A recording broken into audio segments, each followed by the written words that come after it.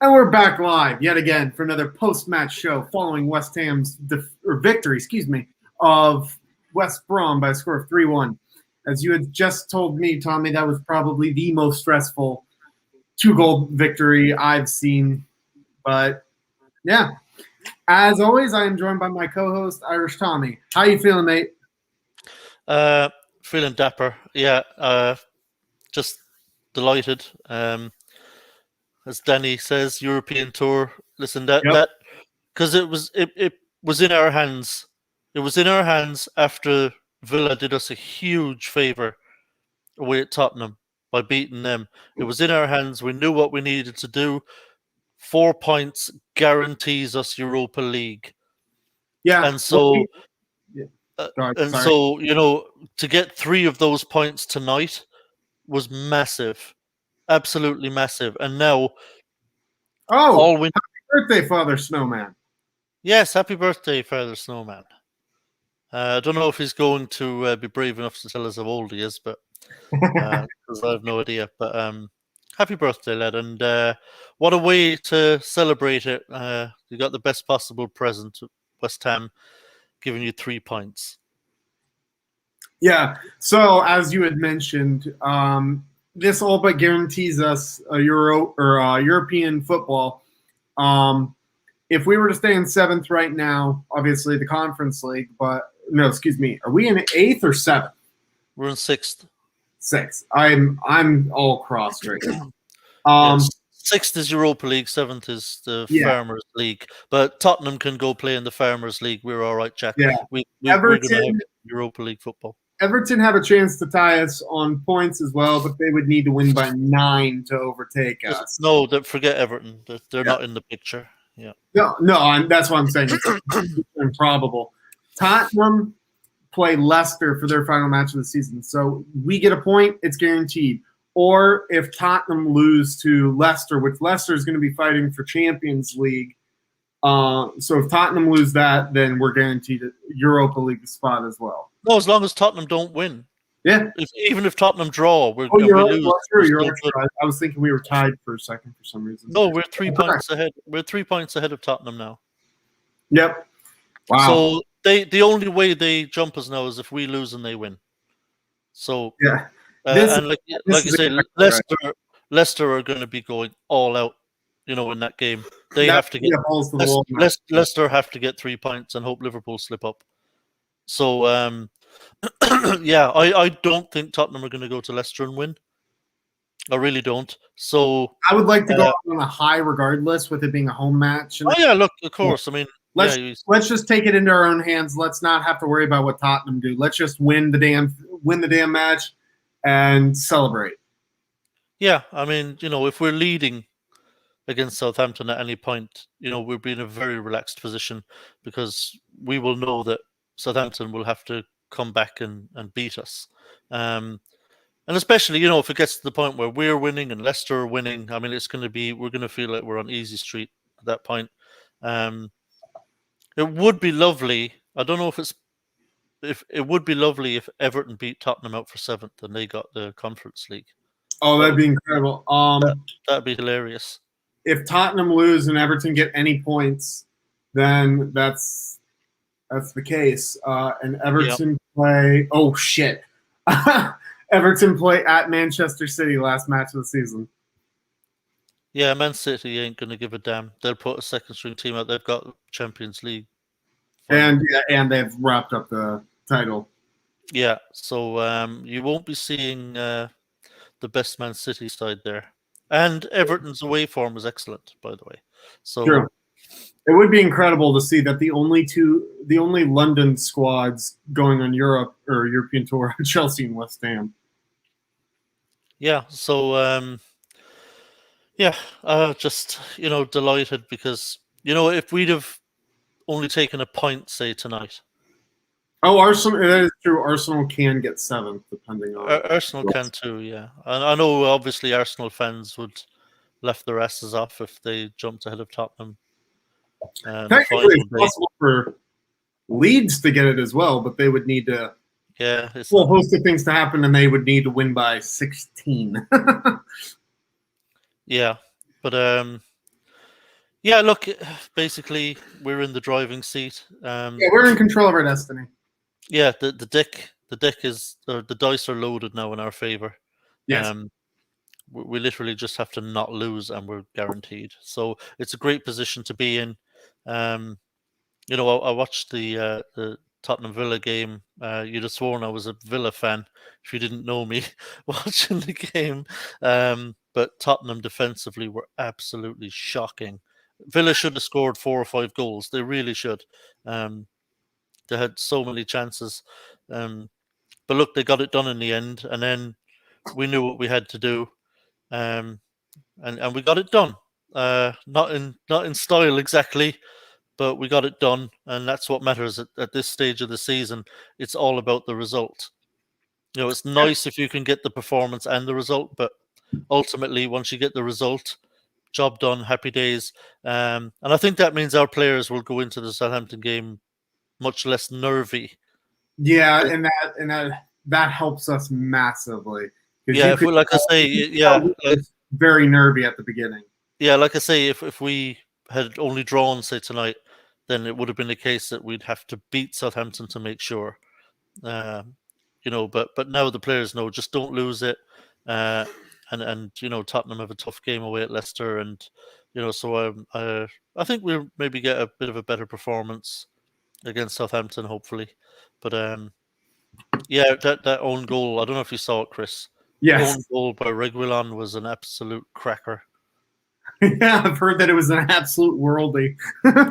I mean, like if it was at the other end and it meant it, you would have been, it'd be all over social media like, "Oh wow, what a finish!" It was it was brilliant, but it was hilarious also.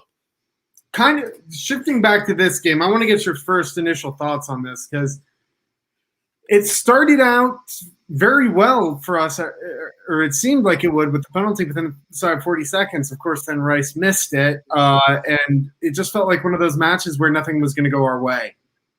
Yeah, you're like my son is here with me, and when we got the penalty, obviously a huge moment. Early penalty. You're thinking, "Oh Christ, this would be brilliant if we can go 1-0 up really early, settle the nerves." Um, West Brom struggled to score goals. It would have been just the perfect start. And when the penalty was awarded, my son said, "Who's going to take this? Would it be Rice?" And I said, "Oh no, Lingard will take this." And then Rice stepped Yeah, up, and I was like, "Oh no, oh no!" I didn't fancy Rice at all. I have to say, I couldn't understand why Lingard wasn't taking it. yeah. Natural kind of striker of the ball. And unfortunately, we saw the result. And that really had an effect on the game. I think it really lifted West Brom that we'd missed it, and they were on top thereafter, and you just had that horrible sinking feeling like, oh no, it's not going to be one of those games, is it? I'm sorry, I'm looking at this up. Someone is saying that Lingard was voted man of the match. By Stevie Wonder. I can't find confirmation. Rob, if send a link in the chat or something, because I can't see it on Twitter. If that is the case, that is shocking. Because yes, he had the assist That can't be right. He was a ghost. That cannot be right. Who said that? Rob Hart. He's winding us up. He's I winding us hope up. so. He's winding us up. He has to be. There's no chance. He's like, excuse me, it's a long day. Lingard is. There were, of the 11 players that started the game, Lingard is 11th on the list of who gets man of the match. He's probably 12th after Bowen. Yeah, but no chance. He was a passenger. I love Lingard. I've loved him this entire or up until the last few matches. The last few matches, very nervy for me. Like I've been very worried and concerned. I understand that the form that he started in, obviously, that's almost untenable to be in every match in, match out thing. Just how good he was. But I mean, the last few matches, he's just been just anonymous. Yeah, he's been really poor. I don't know why. It's flipped for him like that, but yeah, but obviously, look, he has bags of talent, and I'm sure he'll rediscover his form. Whether it will be against Southampton or we'll have to.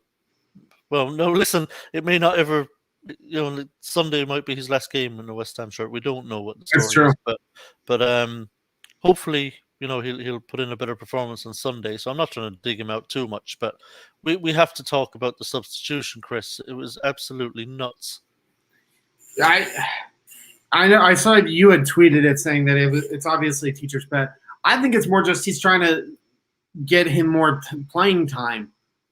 Like, I think that's all it is. Just like, okay, he's lost a bit of confidence, lost a bit of form. Let's keep getting him out there so hopefully he can regain it. I think that's what he's doing again. He does that with players from time to time.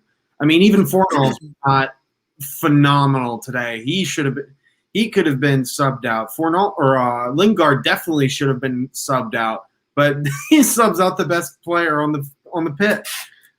Yeah, I think there was two things going on. I do think there's a teacher's pet element. I do think Lingard is loved by Moyes, and so he tends not to get the curly finger, Yeah. But I also think that he's desperate for Lingard to sign permanently and doesn't want to do anything to upset him, and so probably thinks maybe I won't sub him off, just in case he doesn't like it, and it reduces our chances in any way of getting him to sign permanently in the summer. So there's probably an element of that. Thankfully, it didn't cost us, but on the face of it, look, it was a ridiculous substitution to take off Benrahma, who was our best attacking threat, and was having a really good game. I'll never understand it in footballing terms. It made no sense. Yeah. Sorry, go ahead. No, you're okay. I was just going to say this really quickly for those of you who don't have Twitter pulled up or anything. 5 minutes ago, West Brom just made the announcement that Allardyce will be stepping down at the end of the season. So, yeah, delighted for him. Relegated. Bye. You see how fucking happy and smug he looked when they went 1-0 up? Yeah, that's just him being his arrogant self as usual. Yeah. So, yeah, got someone relegated and he's out of a job again. So, yeah, it'll be interesting to see who West Brom go for. Not that I care particularly about West Brom. I'm completely indifferent to them. Yeah. No, I know, but that was like I don't know about you guys, but the announcers over here constantly kept talking about Sam Allardyce and where he's gonna be. Is he gonna stay with the club when they go down, or is he gonna move on? And that's confirmation that he will be leaving. Yeah, he'll get a job somewhere. He'll get a job somewhere in January time against, for probably one of the promoted teams who's struggling to stay up. They'll sack their manager and call in Big Sam and see if he can save them. Right. So it'd be. I hope they do, and I hope he gets relegated 2 seasons in a row. That'd be funny. That'd be brilliant. Like the thing with Allardyce is that he's such an unambitious manager. Yeah, it's like he's happy to just not fail. Yeah. Just not fail, just do enough to not fail. There's no ambition there whatsoever. Never thinks upwards or forwards about how he can bring a team on and move them up table and get them competing or anything like that. It's just, just don't fail. Boring. Yeah, absolutely. Shoot, what was it? Oh, one of the other things we need to talk about too. Fabianski getting injured in the warm-ups. Darren Randolph came in. Actually, I thought he did a very good job. Yeah, he did. No blame on him for Souček's goal. No. He was meeting that ball at the near post and was going to punch it away, and then Souček's kind of glancing header just took it past him. So there's no blame on him for that. And he made I think when it was, I don't know if it was still 1-0. I think it was still 1-0 Yes, for I know West what you're Brom, saying. and he made an absolutely cracking save on a deflected shot. Yeah, That he tipped over the bar. It was an absolutely brilliant save. So look, he did his job. Name me a huge error. He made another really good save with his legs. Close range effort. I can't remember who it was. A low close range effort when the ball was kind of pinballing around in our 6 yard box. Made a really great save there as well, getting down quickly and getting the block in. So Randolph did very well. Yeah. Listen, Randolph's very experienced. He's a very experienced keeper and is really good shot stopper. I know that because he's the Republic of Ireland keeper, so I've seen quite a bit of him. So he's a good keeper. He is a backup. He's not a first choice keeper, but as backups go, he's a very decent one. yeah, you could So, definitely go. We've done worse with, or we've yeah, had to go through with worse backups. So I'm yeah. glad we have Rondolph back. Hello, Charlie. Welcome, welcome. Charlie, how we doing, Walshy? Good to see you. But I think the larger implication of that Fabianski injury, for me at least, we either need to start looking at promoting our young keepers, or we need to bring someone in who's younger. Yeah, we may have seen our future keeper tonight, actually, in Sam Johnston. I would love Um, it. I think he's good. I like him. yeah, he looks a very good shot stopper as well. He's a good keeper. So we'll wait and see, but I suspect it'll be Johnston, and I think he would displace Fabianski. Probably. I But mean, Fabianski, we upgrade though. If Sam Johnston is our starting goalkeeper next season, and Fabianski is our backup, I mean, Fabianski would be an excellent backup to have. yeah. Again, you could do worse with worse backups. Yeah. So, But yeah, look, Fabianski, it's unfortunate for him. Same thing happened to him before the Man City game, where he got injured in the warm up. I haven't heard anything about it yet. I'm just going to assume it's probably that hip issue again. So if that's flared up again, then we're definitely going to need to replace him in the summer. We can't, because it will happen again. If it's flared up again, you just know it's just going to keep happening. And if you can't get through a warm up, he's in trouble. So yeah, we've got to get a keeper in the summer, a first choice goalkeeper. oh yeah, absolutely. To be fair, we could do a whole show on the things that we need for next season with regards to European football and increasing squad depth, but that's a show for another time. Yeah, it was a weird game tonight, wasn't it? But it's two of the maybe worst players on the pitch tonight really were Antonio and Lingard, and right at the end they kind of combined to get us the insurance goal. I, Now it I'm wasn't. I'm As it turned honestly out, we didn't need it, but still, it was actually nice because I turned to my son and I said, thank fuck for that, because I said at least now the last few minutes I can just take a breath, relax. We've got the points in the bag. I'm not going to be, sweating bricks in injury time as West Brom push for an equaliser. So even though it wasn't the winning goal, it was sure nice to get that 2 goal cushion and know that the game and the points were in the bag. So thank God for that, because injury time would have been really squeaky bum time otherwise if it was still 2-1. yeah. Um, but I'm glad you had said that Antonio was one of the worst of the match as well, along with Lingard, because I'm in full agreement with you on that. I thought Antonio, for large parts, actually not. I wouldn't say liability, but he just was not on form tonight. No, he wasn't good, unfortunately. Not one of his better games for us.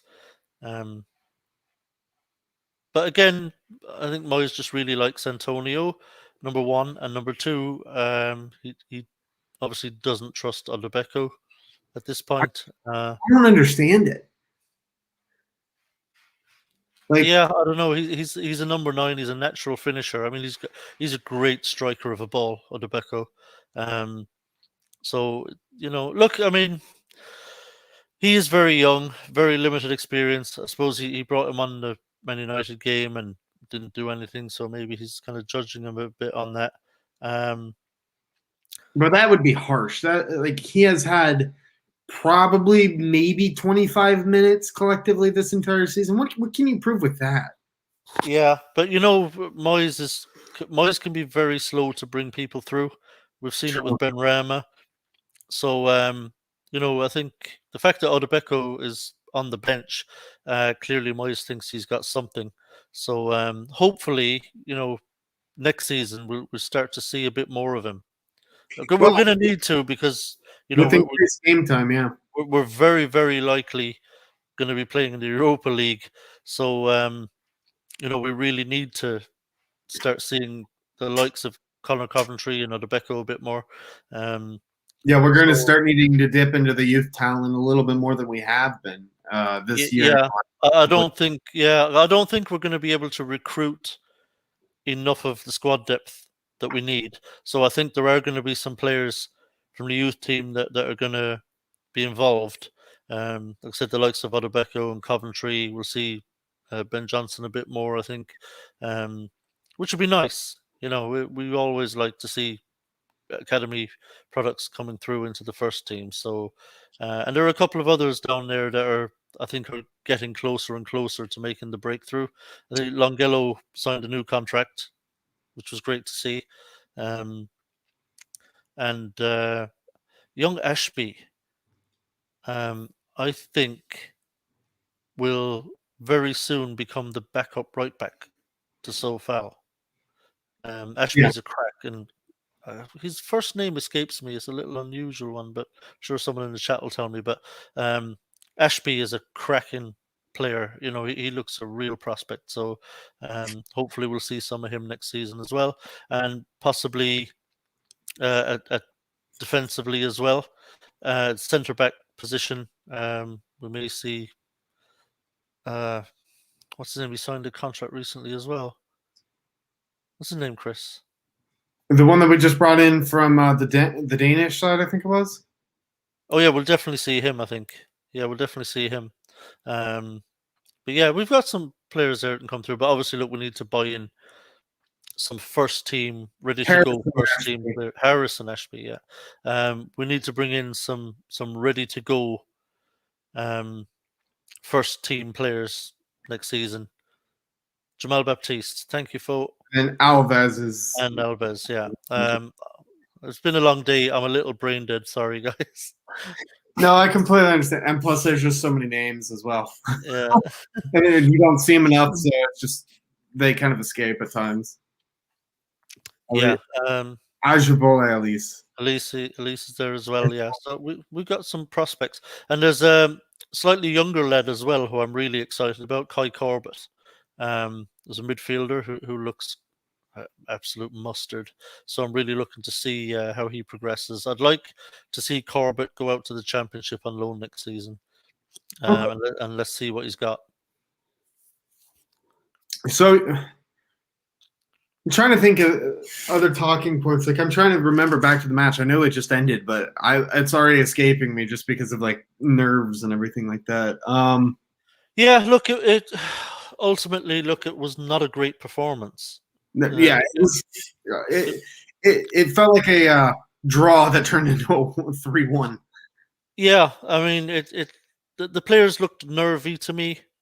They didn't look relaxed at all. They looked like they knew what was at stake, and they were struggling a little bit with it. It was quite sloppy at times. Well, mostly actually. So it was disappointing performance-wise. But we've had a few of those games recently, and I think it is getting to the players. This because there is pressure. There is pressure there. When you see other results, whether they've gone for us or against us, and with everything that's at stake, I mean, the players all know it's huge for us. To try and get Europa League. So it's getting to them. I think they could feel the weight of what they were trying to do, and it showed again tonight. But hopefully now that's lifted. Like I say, we're in a great position going into the final game on Sunday. All we have to do is not lose to guarantee Europa League. And if Leicester beat Tottenham, doesn't even matter what we do. So if Leicester are 2-0 up at half time, we're home and hosed, and so hopefully Sunday will be more relaxing for the players. They'll have some fans in the ground as well, cheering them on. Yeah. Which would be great, which I actually think would be a help, because I do think our fans are going to bring a really great atmosphere, and get behind the team, and there's going to be a party atmosphere among the fans, I think, Yeah. because we know we're basically there, bearing an absolute disaster. I do not see Tottenham going to Leicester and winning. I really don't. Leicester need the points desperately, and Leicester are just straight up a better team than Tottenham. So I think Leicester are going to beat Tottenham anyway. So I think it'll be a great atmosphere at the ground, and I think the players are going to be more relaxed. So I think we'll see a better performance on Sunday, and I think we'll beat Southampton, actually. Sorry, if you see me smiling, I have Twitter pulled up on my other monitor here. Rice just tweeted a selfie of him and Soufal saying that was stressful to watch, Hammers fans. Yeah, Declan knows now.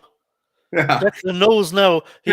He was sitting at home for a few weeks watching the games, the away games on TV, and then, like, the home games, he'd be at London Stadium up in the stand watching, and he knows what it's like to be us now. Welcome to our world, Declan.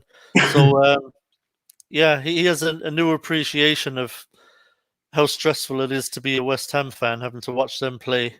And now Antonio in his post-game conference talking about Rice's missed penalty. He said 100% Gaffer wanted Dex to take it.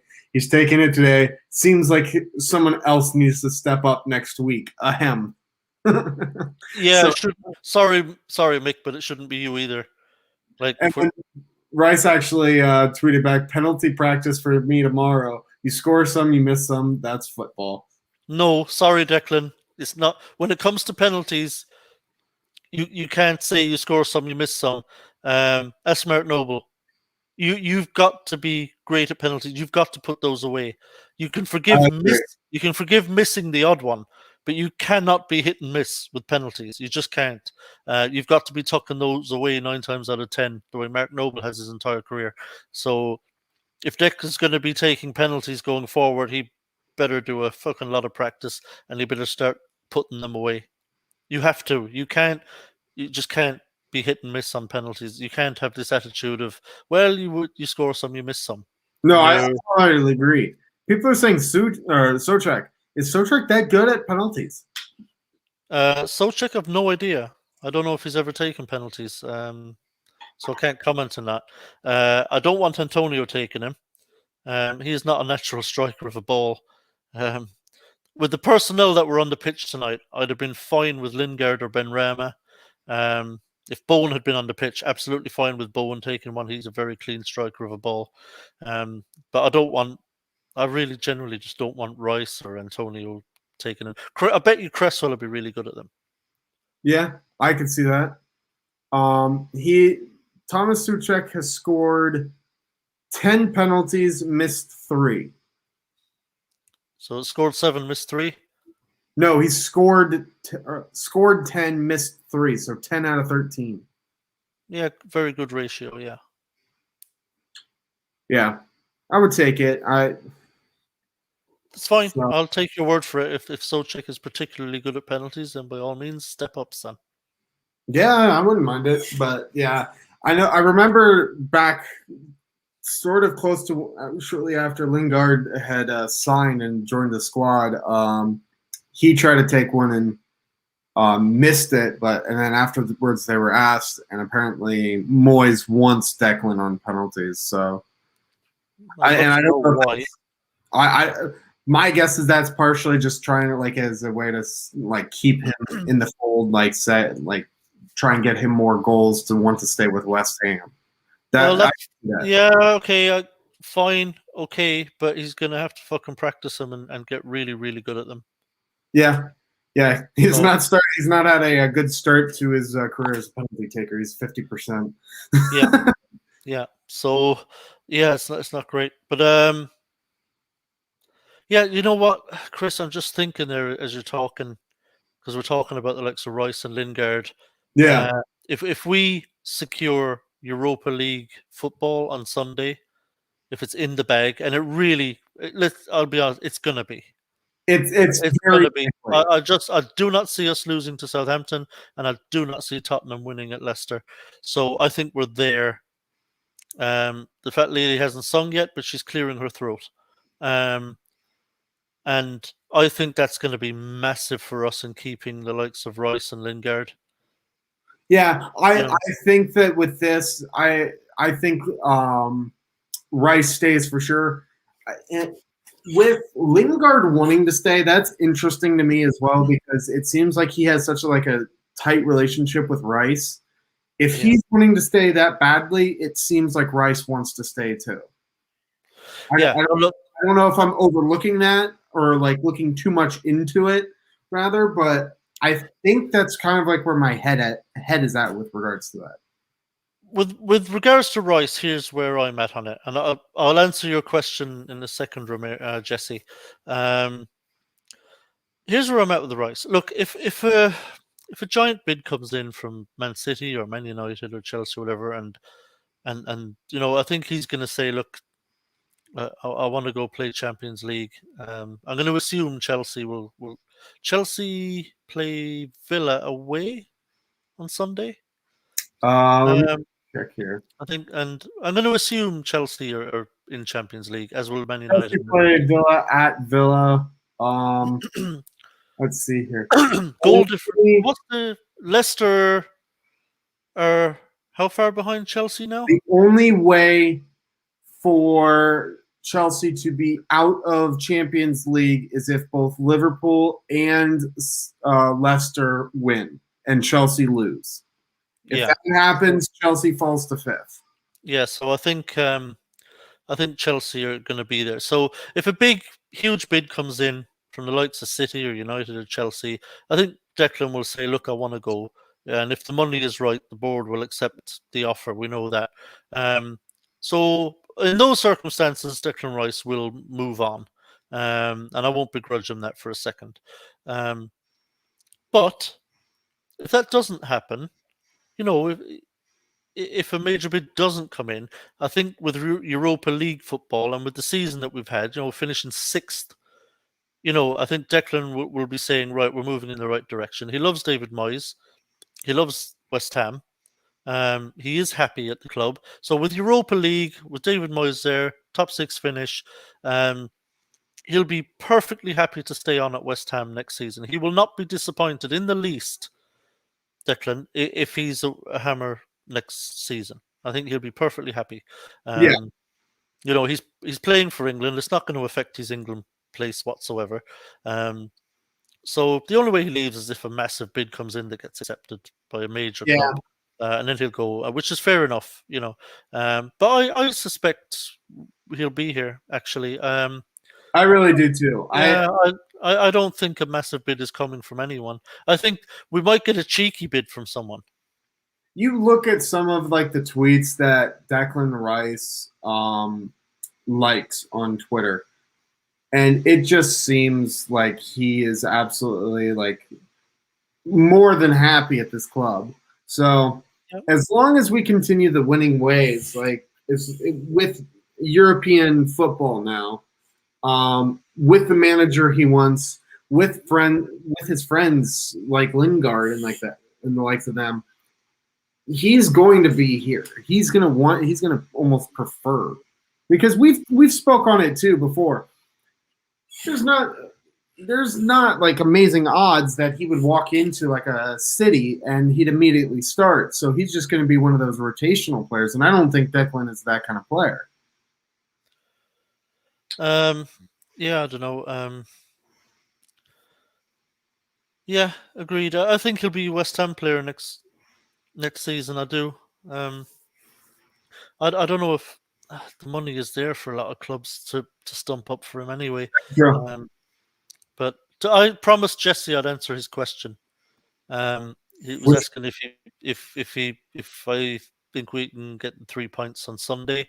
So to answer your question, Jesse, thanks for joining us. Welcome. Yes. Yeah, I think we're going to beat Southampton on Sunday because as I was saying earlier, I think the 3 points tonight, the win tonight, takes the pressure off. If we'd have only drawn tonight and we got into the game on Sunday knowing we kind of have to win to make sure, then that would have been more pressure. But I think the fact that we've won tonight, got the 3 points, we know that 1 point is enough. I think the players will relax now. I think the players will feel that we've got it in the bag. So I think we'll see a less kind of stressed performance from the players. I think they'll be more relaxed. I think they'll play better. And I think we'll beat Southampton on Sunday. Yeah, I think there's no reason we can't get a win. Southampton, listen, our last 2 games, thankfully for us, are against the 2 teams who have conceded the most goals in the Premier League. So, including tonight's game, or I'll say before tonight's game, West Brom had conceded 70 goals. Yeah, mad, mental. In 36 games. And Southampton are on 65. The worst 2 teams in the Premier League for conceding goals. And they're the 2 teams we've got right at the end. And that's basically what's going to get us over the line. So, yeah, I think we're going to win Sunday. This is a question for you. Yeah, I'm pretty sure Europa League. I'd have to check. I think Sligo Rovers are in there. I think Sligo Rovers are in there, and I think perhaps I'm not sure if Dundalk go into the Champions League qualifiers, but they're unlikely to make it through those, so they'll probably drop in there as well. But I'd have to check to be certain. I think the dust hasn't settled on the season yet, so we don't know for sure what will happen. But I think Sligo Rovers will probably be in there, and I think Dundalk. I think there's a possibility of Shamrock Rovers or Cork City possibly getting in to the conference, but we don't have to worry about that. Yeah, Shamrock Rovers, it looks like. But I think Dundalk possibly will drop in. Dundalk, yeah, I think. I'm not my element in this one, so I'm just letting you.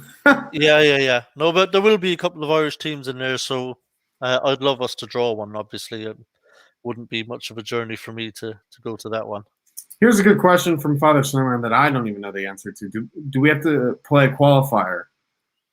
Finish 7th or 6th, rather. I think if we finish 6th, we play 1 qualifier. Oh, God. So, there'd be 3 rounds of qualifiers, but we would be directly into the 3rd round of qualifiers, I believe. But I'm open to correction. I don't even think about that. Oh, I just would have rather just be in it. Yeah, I'll double check. But I'm not sure if we need to play a qualifier. I'll take Martin's word for it. If we don't have to play a qualifier, that's great. Because I know we did didn't we finish 6th in 15-16 and we had to play a qualifier? I thought we finished 7th that year. 7th, maybe that's why we had a qualifier. Yeah. But yeah, but here, listen, while we're on the subject, Chris, I mean, I know it's not nailed on yet, but we're basically there. I think it'll be fantastic to sit down. I think it's on a Thursday, is it? They do the draw for the Europa League. Yeah. It'll just be fantastic to sit down and watch the group stage draw for the Europa League, and West Ham are in it, and that'll be brilliant. That's going to be so exciting. Yeah, I'm looking on the Premier League's website.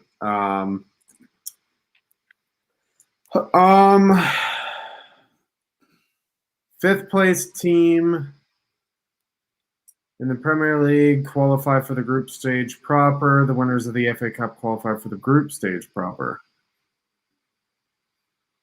So doesn't say about 6th. No, I don't like the sound of that. Oh, I had it in my head that we have to play in the final round of the qualifiers. That we would have 1 qualifier to get to the group stage. But I'll have to check that out, Chris, because I'm not certain about it. But that was my understanding. But yeah, I don't know. Maybe Martin knows more than I do. So I would very much rather not have to play qualifier, but Nippon, welcome. Nippon, welcome, and congratulations. You're up to third. Looks like you've very likely secured yourself some Champions League football for next season. 6 will get proper also as Leicester won the FA Cup. So they'll be in it regardless. They're in the group stage proper, so it would go to the next lowest. So it would go to us. Right, okay. And someone actually just asked up here, Series 4000, Kirtan, your hammer of the year. Vladimir Sofal. He's been absolutely brilliant. That's a shout. I can barely remember a bad game that man's had all season. I mean, he's just been absolutely superb. What a brilliant signing for 5 million quid. I mean, Jesus, he looks like a 40 million pound right back. I mean, just absolutely tremendous. Some people saying Souček, he's definitely in the running. He would be my second choice. Hello, Tim. Welcome. Tim, welcome. I was on with Tim the other day. I saw, yeah. Kieran's got the only correct answer. Yeah. He's the hammer of the year for fucking off. Yeah. Yeah, no, Sofal for me. I think he's just been absolutely superb. I would have Souček a close second. But it's going to be. I tell you what, when the voting comes out, it's going to be really close between those two, because we also have to remember Souček moved on to 10 goals on the season. Yeah, so did Antonio. Antonio was playing up front. True. But, for a defensive midfielder to hit double figures in a season is tremendous. So that might get him a few extra votes. So yeah, but Sofal for me. My personal hammer of the year, I'm gonna actually say Souček as well, just because of the goals and what he brought, the leadership he brings as well. Yeah, he's been brilliant. But I think it's a 3-horse race. I think it's very tight between him, Rice, and Sufal, and any of those deserve to win it. Yeah, you're nitpicking over who deserves it more at that point. They all 3 of them deserve it. Yeah, I think when the voting comes in, I think it's going to be very, very close between Souček and Sofal. I think it'll be really, really close. Yeah, I agree. Sofal is getting plaudits all over the place, and so is Souček. Both of them are being talked about a lot by non-West Ham people, pundits and commentators and such. So, yeah. So yeah, Martin is saying what someone else had mentioned. With Leicester winning the FA Cup, they're awarded automatic Europa League. So if they finish 5th place, then theirs goes to the next, so 6th place. So we would not have to worry about a play-in game. We would just be into the group stage. Excellent. So that makes me feel a hell of a lot better. Yeah, we don't do qualifiers. Yeah.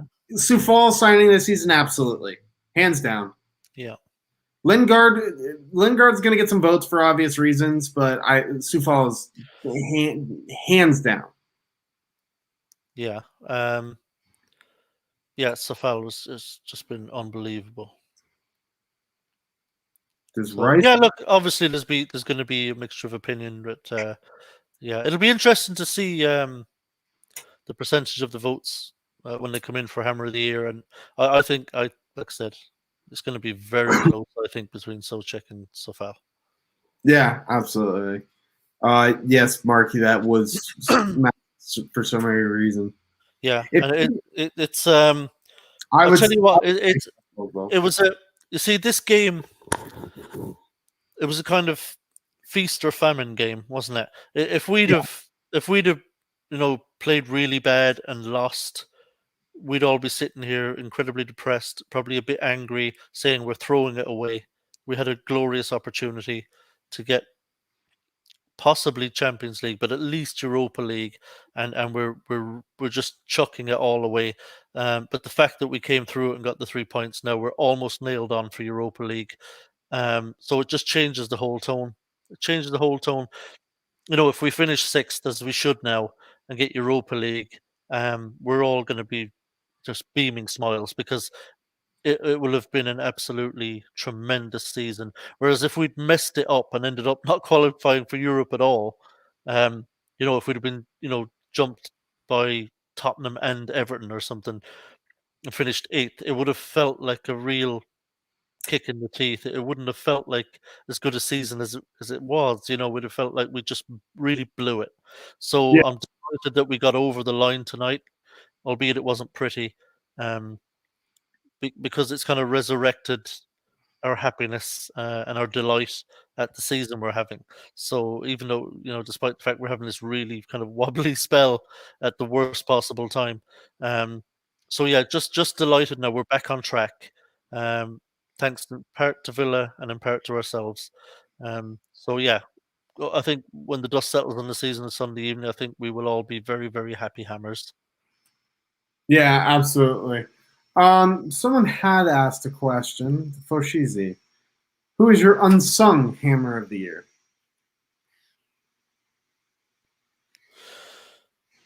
Unsung Hammer of the Year. Do you know what? I'm gonna say Craig Dawson. That's a shout, I'm gonna say Craig Dawson. He none of us thought absolutely anything of him when he signed. None of us thought anything of him when he signed. And he came in, and let's be honest, he was absolutely tremendous for a very sustained spell. Yes, he had a wobble. He did have a wobble, 3 or 4 games where it didn't go well for him. But I thought, he steadied himself again in his last couple of games. And I think overall, since he came in, Craig Dawson, I think, has been tremendous. He's been tremendous. He's done a great job. And I really like what he's done. So the unsung Hammer of the Year for me is Daddy Dawson. Some people are saying Angelo Ogbonna. I'm not. Yeah, we're not saying that. We're not listing him in this category because he's not. You see, no, it's because Ogbonna's not unsung. He's not unsung. We all love Ogbonna. We all know how classy he is. We all know what a brilliant centre back he is and how important he is to the team. So Ogbonna isn't unsung. Ogbonna gets so much praise from the fan base. He's a brilliant player for us. My unsung hero, and I might raise some heads with this one. I personally think Cresswell. Cresswell isn't the greatest player in the world, but this year he's been on a different level for himself. He has one of the highest assist tallies in the league, I believe. Last time I checked. He's one of the first ones people slate, and I just don't think he deserves it. I think that he's done very well quietly this year. He nearly scored a cracking free kick today. Should have buried that. That goal was. But that was still gaping. A horrible attempt. Goal was gaping. But he tried to be too precise. The goal, he could have put that 2 feet inside the post. It would have gone in. Yeah, but I just think that he doesn't get enough praise. I don't remember the last time we've ever really praised Cresswell on this show. Yeah, he's had a tremendous season. There's no doubting it. He's had a really good season. So there's no denying that. But look, when you're a team that's sixth in the Premier League, a lot of your players have had a good season. So very true. Especially when you were tipped for relegation. Yeah, exactly. Yeah, just absolutely nobody thought we were going to finish top 6. Nobody. Yeah. And when you consider, you look at those top 4 right now, right? Giant clubs. Chelsea are newly giant. I hate saying it because they're not. In my head, they've never been a giant club because I grew up with a different Chelsea to the Roman Abramovich Chelsea. But over the last kind of 15 years or so, whenever since Abramovich took over, Chelsea have become a giant club, a Champions League club. They've won it. They're in the final again this year. So you look at the top four. You got Man City, who again same thing, have become a giant club. Man City, Man United, Chelsea, Liverpool. And after that, we're in that next pack. We're a little bit behind Leicester still. Leicester are a better run club, better overall team. But when you look at where we are, for us to finish behind only those 5 teams, we've had a really great season. I suppose we were never really going to finish above, Man City or Man United, Chelsea No. or Liverpool. But to be almost kind of like the best of the rest, me considering where we've come from, from last season, it's been an absolutely tremendous season, and we've all got to be, just delighted with our on the pitch performance. Yeah. Sorry, looking at Moyes' comments in the post game. Yeah, he praises Cresswell with the penalty takers. He's quoted saying, "Jesse has already been asking me to take them again. A few want to take them, but I wanted Deck to take it." Yeah, he's just taking the responsibility. Yeah. So protecting the players. And yeah, Nippon is exactly right. Yeah. We would. Who actually cares about the club? Yeah. Yeah, we would, Nippon, because the fact is, Leicester are kind of an average kind of sized Midlands team. We're a London big team. So if we had the kind of ownership that Leicester have, our potential would actually be greater than Leicester's. For growth and for attracting players. So yeah, if we were as well run as Leicester, the potential for us would be very big. Yeah. Yeah. Well, does anyone have any questions for us, really, before we kind of wrap up here? Yeah. Any questions? Just fire them off in the chat, and we'll field them. No problem. So yeah, I guess. Do you think Moyes lets Noble start against Southampton? We need a point to get Europa League. No. If we're up like a 3-1 like we were tonight with like 30 minutes left, let's say, yeah, he'll come on for sure. Yeah, I don't. He's not going to start him. Listen, it's not in the bag yet. We have to make sure we go out and get the job, finish the job at home to Southampton. Obviously, not going to drop Rice or Souček, so he's not going to play in there. So if he wanted to play him further forward, he'd have to possibly drop Fornells, Benrahma or Lingard. He's not going to do that either. So no, Noble absolutely 100% will not start that game. Do you think we end up with Arnautovic back in the summer? I'm so torn on this. I'm not torn at all. You know my feelings on Arnautovic. He's a fucking snake in the grass. I have a long memory. I'm not very forgiving. I remember what he did. Plus, is he 32 now? I think if we were to bring him in, it wouldn't be as first being like our out and out everyday striker. It'd be more for squad depth. Apparently, he's willing to take a pay cut. I don't know if you followed any of like what X had been saying on his podcast, but apparently the players are still very good, or very close with him. They said that all of the reports of like the toxicity brought into the locker room were completely false. And like I said, it's still in contact with him. So, I mean, he'd come in and still be part of the squad in that sense. He wouldn't have to do much adjusting, getting to know anything. If he took a severe pay cut and with it being on a free, I lean more towards I'm okay with it as long as he's like Moyes doesn't try to make him the everyday striker. No, not for me. Just don't like him. He's older now. He's probably getting to that stage of his career where he's probably going to be more injury prone.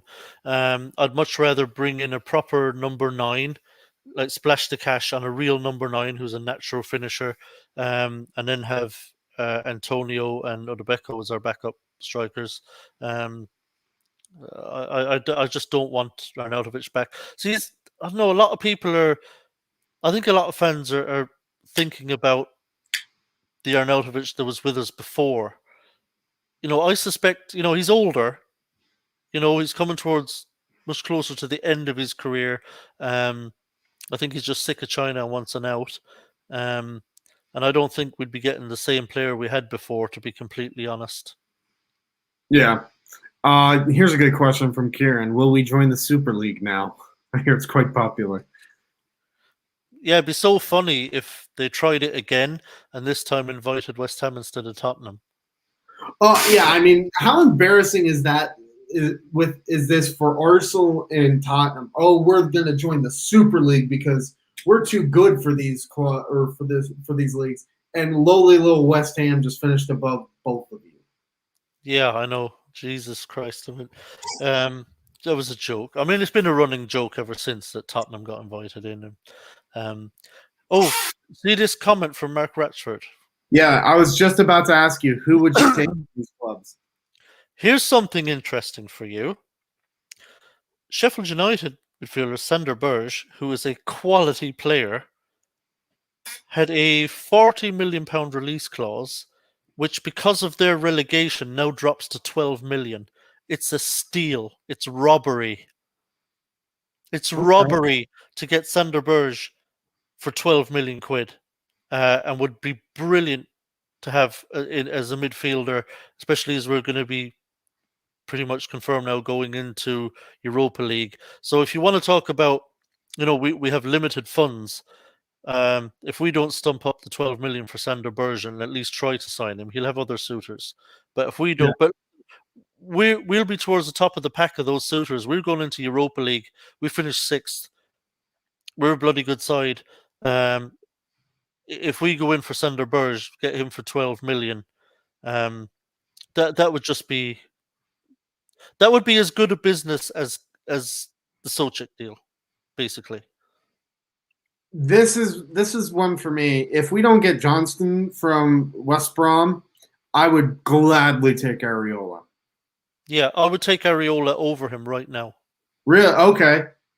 Yeah. 10 million release clause, that sounds like something our owners would go for too. Yeah, I mean, can you imagine if we could get Areola and Berge for a combined 22 million? That's robbery. Robbery. And we'd have two players that are real quality.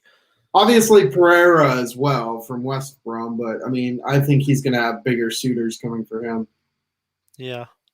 Question from Obviously Pereira played for West Brom tonight. Absolutely brilliant player, quality. He's not going to be playing Championship next season. You can be guaranteed of that.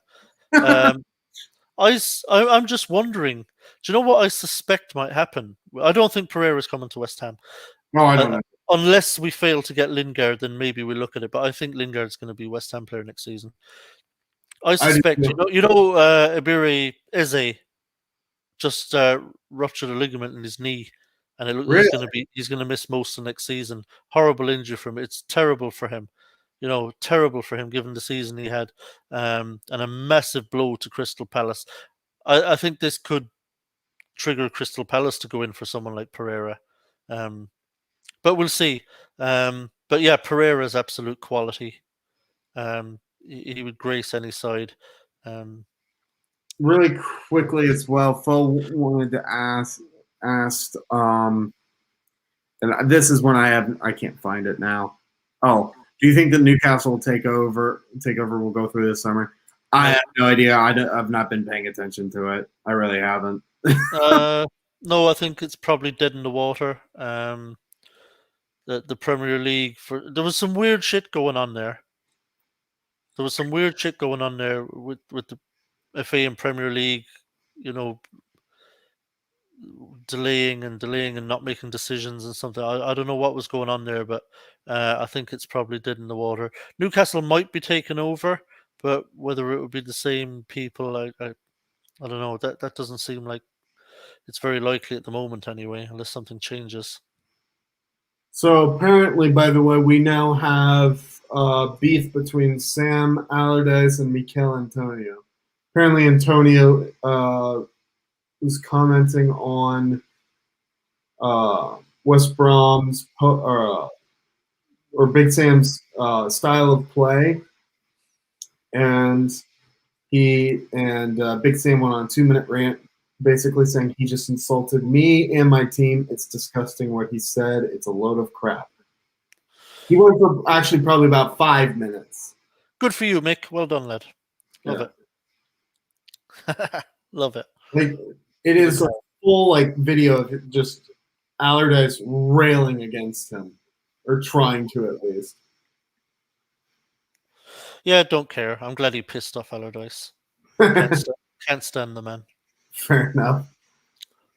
I've been a West Ham fan for some time now, Chris. Allardyce was the only manager I've ever seen at our club who managed to get the whole of Upton Park booing the team after a 2-1 win. Fair enough.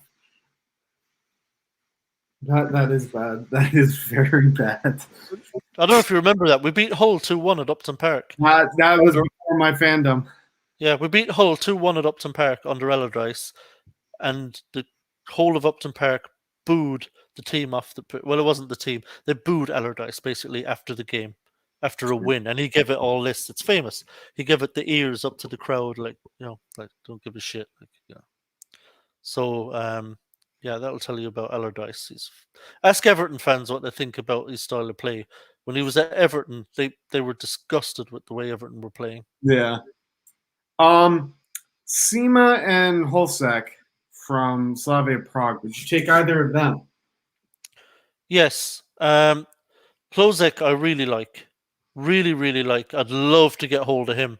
He's young, but Jesus, he looks a prospect. And he's a proper striker. The worry I have with Seema, if we get Seema and play him on the right of the three, say, Yeah, fine. He looks a really seriously good player. The worry I have is that Moyes is going to turn another winger into a forward, which is what I think he would do with Seema. And I'm sick of fucking Moyes turning wingers into forwards. He did it with Arnautovic. It was fairly successful. He's done it now with Antonio, and if he goes out and buys Seema, I'll bet because Seema's not a natural finisher either. He's not a natural forward. And I just for once, can we please just go and get a real proper pacey number 9 who's a natural finisher? Wow, didn't realize that. Oh yeah, he's young. Yeah, he's young but very, very promising. So if we had Lozek and Odebeko, that would be exciting. They're both really, really natural finishers. To be fair, though, I'll play a little bit of devil's advocate because I agree with you, but with devil's advocate here, when was the last time we had a successful, like, out and out forward succeed at West Ham? Yeah, it's been a while. Dean Ashton. Yeah, Dean Ashton probably. Yeah, probably Dean Ashton is the last kind of natural number 9 natural finisher. We had Sebastian Haller, and even he didn't. To me, he's not a number 9. Really? Okay. No, he's more of a 10. More of a 10 for me, Haller. I never saw Haller as a number 9. Okay. I that is funny though, because I know he was played in that role, but so was Arnautovic, and so was Antonio. None of them are number 9s. Yeah, but that's what I want this summer: a real number 9. He's got pace and is a natural finisher, so that when he gets it into these positions, like Antonio was bloody lucky tonight with that penalty. I don't think he knew what he was doing. I really don't. First, and yeah, for Sacco. Yeah, Sacco was. I wonder what he's up to now. I don't know. He's in France or something. I don't know where he is, but I unless they stay in England or something, I tend to not know what the hell's going on with the players that leave. Yeah. Do you know what's one of the really interesting things for me now that's want to see what happens over the summer. Given that now we're very likely going to be in the Europa League. I want to see what happens with Anderson. That's true. Apparently, we're not really wanting to give him another chance. I understand that, and I'm sure that's accurate. But we may not have a choice. We may not find anyone who's willing to buy Anderson, or we're going to have to sell him dirt cheap. Now, if we're willing to sell him dirt cheap, we'll probably find somebody to take a chance on him. But it is possible that we won't be able to sell him. His wages are no joke, by the way. Yeah. Anderson's on big wages, and I just don't know if another club are going to be willing to go anywhere near what he's being paid by us. And then he might just say, look, I'm not going. I'm not signing a contract with this team for, 90,000 when I'm on 140 or whatever he's on. We might be stuck with Anderson next season. And if we are, look, would it be terrible to have Anderson as another squad player next season? No, I agree with you on that. Could Moyes get some kind of tune out of him? Enough that he'd be a good enough sub? Yeah. I'm just looking at it right here. Felipe Anderson this season for Porto has made 8 appearances in all competitions. 5 well, look, we know that's been a disaster. But I don't know. We'll see. No, look, if we move him on, we move him on, and I'm sure that's what the club want to do. But I'll just be interested to see what happens there if we can't move him on. Is it possible that I hope Moyes will be pragmatic and just say, look, if we're stuck with him, then we may as well try and get a tune out of him and try and get him playing half decent football and see if we can use him. Anderson must start. If you're Father Snowman, if you're wanting to start him, that puts us that makes us weaker. That makes us weaker. Yeah, that's not happening. I agree with Foshizi on this that he'd be a bigger impact than Yarmolenko. But I mean, anyone could be a bigger impact than Yarmolenko. Possibly, if we can get some kind of tune out of him, then. If we can get some kind of tune out of him, if he's happy to stay at West Ham and is interested in playing with us in Premier League and Europa League, I don't see why he wouldn't be. Then yeah, we could get some kind of a tune out of him. He could prove useful. He has the talent. It's just about getting in his head and getting him right and just getting him playing a bit. Yeah. Well, listen, everyone. Thank you so much for joining us. We will be back here on Sunday for the season finale. I can't believe the season's actually coming to an end. It's been a long season, but yes, it's been a fun ride. Fingers crossed on Sunday, Chris, it's coming to a glorious end. Wow, that is a take, Father Snowman, that he's better than Bowen. Technically, yeah, talent-wise, he is, yeah. But just like I said, it's just trying to get a tune out of him is the problem. Yeah. He has some problem. I don't know why he wasting his talent and can't get going. But if we can figure him out, if Moyes can figure him out, put an arm around him, make him happy and get him playing some football, then certainly, yeah. I mean, talent-wise, he's definitely better than Bowen. Like on pure raw talent, yeah, he is. But you just don't see it. Yeah. But yeah, listen, we'll be back here on Sunday for the season finale. It's been a great season, obviously. Beyond that, we'll probably in the week after the show or after the final match, we'll probably do some sort of live stream just as a kind of a postseason / season wrap up. Looking forward to the summer, what we're looking for in transfers, all of that. But listen, thank you everyone as always for joining us in the chat. Thank you, Tommy, for joining me as always. And until Sunday, come on, you Irons. Come on, you Irons.